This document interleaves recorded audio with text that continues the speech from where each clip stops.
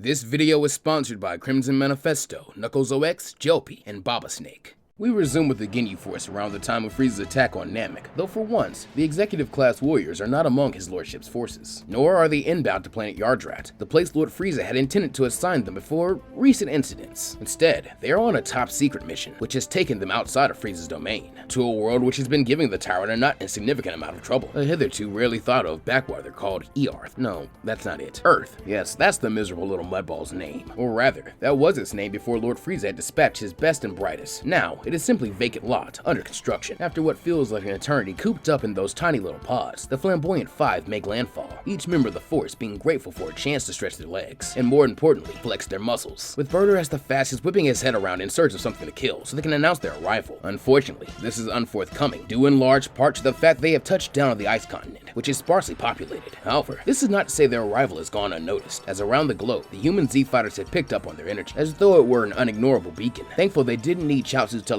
to move the enemy away from civilians. Sensing their malevolence as well, Tien, Krillin, Yamcha, Master Roshi, and Yajirobe all began converging on the ice waste, albeit with some forceful persuasion from Korn in the Ronin's case, and a bag full of freshly plucked sensu beans that he can use to heal himself or just snack on if he gets hungry during the fight. In order to make communication easier, as well as to formulate a plan, Kami acts as a telepathic intermediary, connecting their minds, and questioning if he should also add Son Gohan to this meeting. However, here Krillin declines, stating they've got this covered, since after all, Gohan is meant to be their last resort, a super secret trump card if you will, so for now, it's best if he be allowed to enjoy some undisturbed peacetime. Hearing no argument, the group then turned their attention to the next and most daunting order of business, the fact that one of the invaders has an abnormally high power level, being roughly on par with Tien, meaning only Krillin is for sure stronger than them, and even then, it's a narrower margin than they would like. Bluntly, Yajirobe tells the others to quit their psychic belly aching, since if they're so scared of this guy, they should just hop back in the time chamber and train until they're confident they can kick his ass. While a pragmatic solution, neither Yamcha, Krillin, or Tien are all that gung-ho for another stint so soon after the last one, having not forgotten the oppressive and psychologically taxing nature of the chamber. Besides, their respective final years inside are their normal trump cards. Roshi, meanwhile, sees little use for it, as even if he used his remaining year, he'd have no chance of reaching the level of Krillin and Tien, whereas Yajirobe has no hesitancy. Though this is less about wanting to train and more about wanting to be alone and away from this fight. Unfortunately for the Ronin, Kami refused to allow any of them to enter the chamber solo, since it would squander the remaining time they have left in there,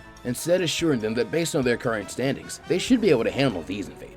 A claim which gives the humans some encouragement, as deep down, they know this to be true. It is simply the first time they have had to face an extraterrestrial threat without Chaozu, and though they hate to admit it, they have become rather reliant on the little guy. All the same, now that they have reached their decision, the Z-Fighter B team used the remainder of their trip to strategize, so that when they touch down the icy tundra a few minutes later, it is with 5 matching looks of resolute determination. This is not lost on the Ginyu Force, who begin to snicker as their scouters inform them that these Earthlings only have power levels of 20 or lower, with the weakest among them, the old geezer, having a power level of 3. However, this does not elicit any thoughts of mercy from the Frieza Force commandos. Quite the opposite in fact, since Lord Frieza did say to exterminate the locals, so why not start off easy with these brave chumps? As one, the Ginyus then struck their signature pose, taking the silence they receive in response as an expression of purest terror from these Earthlings. An appropriate response, considering who they're dealing with, though it does make the matter of determining a fight order a little trickier, as normally, some wannabe hero steps up, with them generally killing them first. Feeling generous, Ginyu tells his men that they can play rock, paper, scissors to decide, stating that he'll even stay out of it, since someone's got to monitor the comms in case Lord Frieza hands down any more orders. Calling the captain the best, the remaining 4 aliens all huddle in a circle, their fists raised as they begin to shake them in preparation for the game. All over the humans, Krillin whispers to Yamcha, asking if these guys are for real, though looking equally bewildered. The former bandit just shrugs, suggesting that maybe these guys are trying to psych them out by acting all weird. After a moment, a cry goes up from the Ginyus as Recoom, Birder, and Jace all curse their loss, while Guldo cackles gleefully at having won, even if he did have to cheat by stopping time as soon as the others start to show their choice, so he could change his accordingly. Now all that's left to do is pick his opponent, and after some thought, he decides to go with the short tubby guy, as even with their measly power level readings, he'd rather not go up against any of the tall guys in case they're a threat. Honestly, the old man or the one with the dots on his forehead could have been okay too, though something about them exudes a sense of confidence he doesn't like, so it's best to take the easy win. Funnily enough, that is also what Yajirobe is thinking when the Green Four Eyes names him as his opponent, since by his estimate, he's the weakest by a good margin, having a power level even lower than that of Roshi's. Speaking of Roshi, the group consensus had been for him to fight the weakest opponent, with Yajirobe's decision to take this one earning him a couple of harsh looks and rebukings from his team teammates. But not overly caring, the long-haired swordsman steps forward, ready to slice this pudgy pickle of an alien, only to be stopped dead as Guldo's white boot finds itself buried painfully in his stomach. Clutching his paunch, the rotund Ronin turns back to Roshi, asking if he'd like to tag in after all. Though with a grin and a flash of his shades, the old man refuses, stating he wouldn't dare, since as a teacher, he thinks it's important Yajirobe experienced the find out portion of his decision to fight this guy. Meanwhile, cackling cruelly, Guldo taunts that Yajirobe is in for a rude awakening, as while he is small, he is also mighty, possessing the power to stop time itself. Face it, he's already lost, since nothing can overcome the power of time. Ever the pessimist, Yajirobe can't help but agree with this assessment, succumbing to the gloom so fast that Guldo has no problem landing a few more body blows, even snatching the Ronin's sword from his hip to wave around despite his cat-like sense of touch. Seeing Guldo mutter that this is pretty nice, maybe he'll keep it as a souvenir once he's killed him. This at last pisses Yajirobe off, since if there's one thing he hates, it's people taking his stuff, being his food, his time, or his sword. And so letting out a bellow, he slams a fierce headbutt into Guldo's skull, catching the green alien off guard and sending him stumbling back. As this happens, Yajirobe's sword goes spinning into the air, while down below, the Ronin makes a guarantee that before his blade hits the ground, he will have defeated Guldo. At first, Guldo thinks this is a cheap bluff, that is until he hears the other scouters beeping, followed by the disbelieving voice of Berter as he counts 10,000, 20,000, 50,000, 81,000.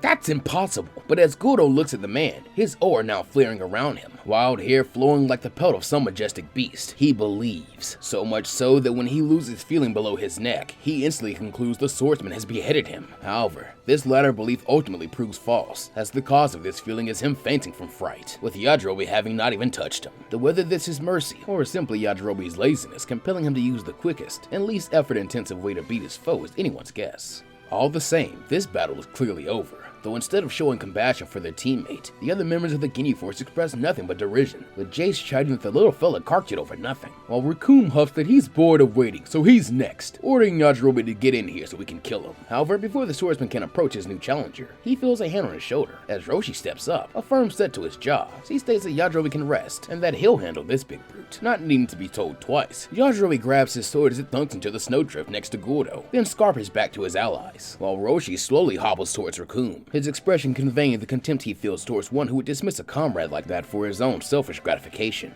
That is not how a true warrior acts. As for Recoom, he is displeased to say the least, as he doesn't want to fight some scrawny old geezer. Though this is not an issue for long, as bulking up into his max power form, Roshi delivers a devastating right hand to the other man's jaw, catching him off guard as well, and causing several of his teeth to clatter to the icy ground, while a bruise forms on his cheek. From their side, Berter and Jace can't help but share a laugh, with Berter commenting that the geezer's gonna regret that, since Recoom can't stand to be made to look foolish, so now he's gonna give these earthlings hell. While in a slightly worried tone, Jace sighs that he just hopes the big guy leaves some for them, since he can be a bit selfish when it comes to fighting weaklings. Overhearing this, the riled up redhead jeers back that just for that, he's taking all the earthlings by himself, earning him a groan from his compatriots, until Roshi clears his throat, reminding Recoom that his focus should be on him in their current fight. As expected, this only angers the big man more, with him barreling forward and delivering a powerful kick which Roshi has to raise his cane to counter, though at the cost of the old staff being splintered into kindling. Unfortunately, this is not the end, as being the brute he is, Recoom does not let Roshi catch his breath, instead pressing the assault as he pummels the human, driving a flurry of blows into his face and torso that shatter one of his glasses lenses, and leave him panting. Though Roshi does of course try to counter with blows of his own, even his max power form is no match for Recoom, who is more than double his strength, with the spaceman soon deciding that he's tired of this geezer's wimpy hits, and so pins his arms to his side with his own before hammering Roshi with a series of headbutts. This beatdown is hard to watch for those he's mentored throughout the years, and so as his closest disciple, Krillin cries out to the turtle hermit, urging him to hold on and offering to fight Recoom instead. However, in spite of his beating, Roshi still has enough strength to turn a stern eye on the monk and refuse his offer, stating that he is not yet so old that he needs the young ones to fight his battles for him, even through technical retirement. Goofing stupidly, Recoom taunts that he must have turned the old guy's brains to soup already, since this isn't a battle, it's an execution, and now he's about to die. At these words, Recoom readies a Recoom eraser gun, charging a pinkish key blast in his mouth, while in a worried tone, Yamcha states that they gotta watch out, since this thing might be strong enough to destroy the earth. Thankfully, Roshi has no intentions of allowing this, and so reverting back to his base form, he slides out of Recoom's grip due to being so much smaller so quickly, allowing him to land at the big brute's feet. Looking down in shock, Recoom along with everyone else wonders what the old hermit is doing, though the answer becomes clear a moment later, as Roshi forms a whirlpool of energy similar in structure to the Mafuba, in order to use his energy redirection wave, seeing him simply curve the beam back up in a loop that ends with it slamming down on top knock the Ginyu Force's head while he's still firing, and thus ends up forcing his mouth closed with a ruthless snap as the massive bully is downgraded further from fool to clown.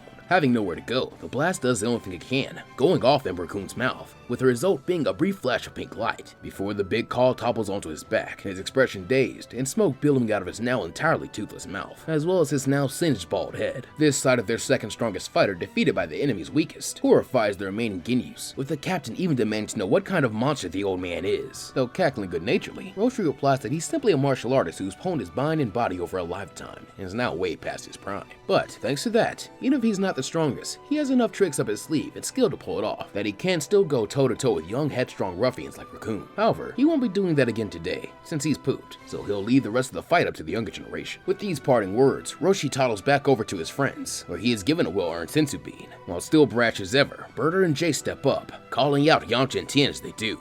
This is a markedly poor choice, as Yamcha scales at nearly 3 times either of the Ginyus, meaning that there is no challenge to be had here for the Earthlings. Nonetheless, the red and blue duo do their best, with Jace manifesting a Crusher Ball, which Yamcha easily sends flying out of the park with a manifested Keybat, proving that his time as a baseballer hasn't been for nothing, while Berta attempts to outspeed the Triclops, naming himself the fastest thing in the universe. However, here too the alien meets his better, as using his third eye to keep track of Berta no matter how fast he goes, he is quickly able to counter the Snake Man, by simply intercepting him the moment he tries to land what he thinks is an imperceivable attack, feinting to avoid casually, then kneeing him in the gut brutally, using his speed against him in the process. Refusing to be shown up like this, the two aliens then fall back, preparing their ultimate combo move, the Purple Comet Crash Attack, as they begin to fly around each other at top speed, creating a lilac vortex in the sky, and firing a cacophony of violet blasts all around, as their combined speed and finesse helps them charge up faster. Then, from this comes a blast of energy which makes Recoom's Razor Gun look pitiful by comparison. Though seeming as unfazed as ever, Tien and Yamcha simply go shoulder to shoulder, with each thrusting out a hand to catch this blast. Due to their vastly superior power, this is no problem for the human duo, with it only taking a single thrust to send the purple attack back to its center, its color shifting to a bright, pure, high-energy white, as the martial artists are able to use the same concepts of their opponents, but better. Where it quickly collides with the vortex, it explodes, sending Jace and Berta flying off in opposite directions. To the aliens' credit, however, they are not ready to throw in the towel just yet, with them deciding to swap opponents as perhaps they just picked wrong before. Though this is just as much a misapprehension as their first attacks. As feeling a little bad for how severely they're trouncing these guys, Tien and Yamcha like to finish things here. To this end, Yamcha manifests a Spirit Ball, the likes of which puts Berta's speed to shame, as he is unceremoniously hit with 3 stunning blows in quick succession. For it, the Scarlet Man dumps a 3 strikes combo, while Tien more pragmatically fires a single Dodon Ray, which strikes Jace between the eyes from a considerable distance, with the force being enough to immobilize, but not kill, a testament to both Tien's own reformation and ki control. And so it is that the last 2 of Ginyu's underlings fall, leaving just the captain. In his croaky frog-like voice, he confesses that the Earthling warriors have been quite impressive. So say, how would they like to become the newest members of the force? It adds dental, paid parental leave, and lifetime tenure, though they probably will need to take a couple dance lessons, as he's not too sure about their posing ability. Coolly, Tien replies that they'll pass, though since they're trading offers, here's theirs. Take his men and leave Earth, never to return, as well as leaving the Frieza Force while they're at it. Do that, and he's free to go.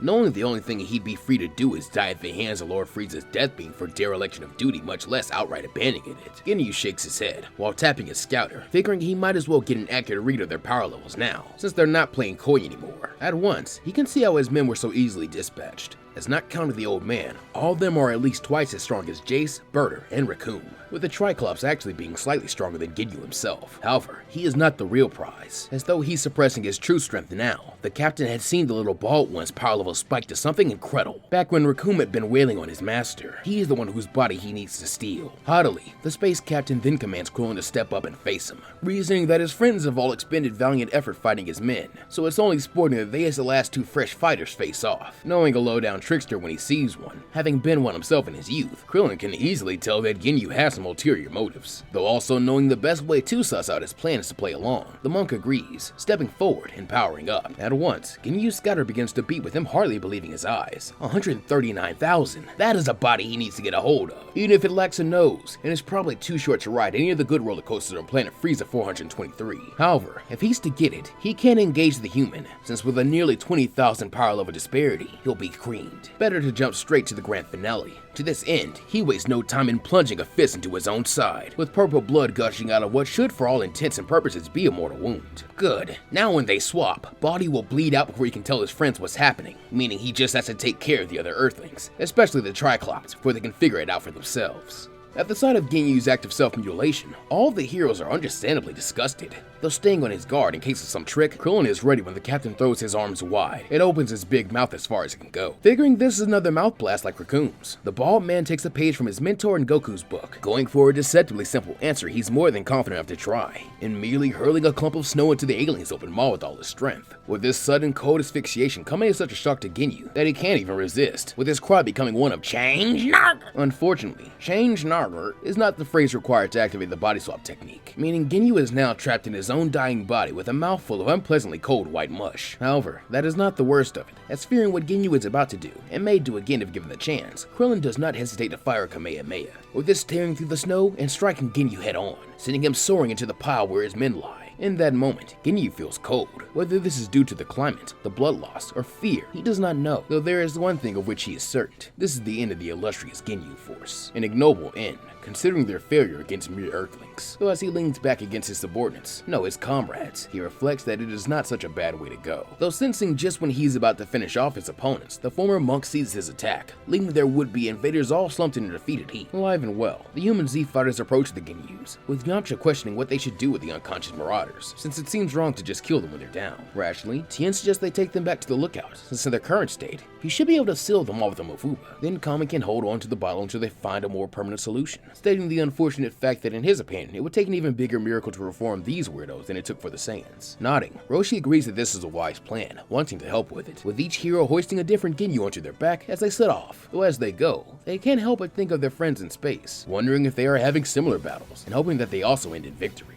Once they arrive, Mr. Popo and Kami have already made their accommodations, having prepared an appropriate strength sealing talisman, as well as an entire microwave, rather than an average jar or bottle. After the deed is done, our timelines begin to match up with the events of Part 5, as suddenly, nearly 100 very noticeable power levels appear on Earth, without warning, along with the likes of Goku, Raditz, and Piccolo, followed by King Kai finally contacting the Earth again to give them the update, and blow by blow of Nappa's grudge match against Frieza, up until the very end, when it seems like he too is falling like Vegeta and Chaozu did before him. This breaks the hearts of all our heroes, but none so much as Tien, with him feeling a peculiar mix of grief and pride in both his friends' sacrifices. With the resurrection for Chaozu impossible with the use of the Earth's Dragon Balls, and the creator of Namek is gone, things seem bleak. But even so, his friends encourage him to hold out hope, with Krillin suggesting that they still gather the Earth's Dragon Balls to wish back Nappa, Vegeta, and the Namekians who died either by or during Frieza's invasion, so the Grand Elder can return, and give them a shot to bring back Chaozu using their set. The idea is deemed more than worth a shot, and so using Bulma's Dragon Radar, and Kami's connection to them, the orbs are quickly rounded up, with a few fighters splitting up to get them in order to cut their former teacher Mr. Popo's workload down. Even if his carpet is instantaneous, it's really not wise to stress or over-inconvenience the genie. This being where we find Krillin, as in a ravine, he finds himself reminiscing isn't all too far from the Orient Temple he grew up in.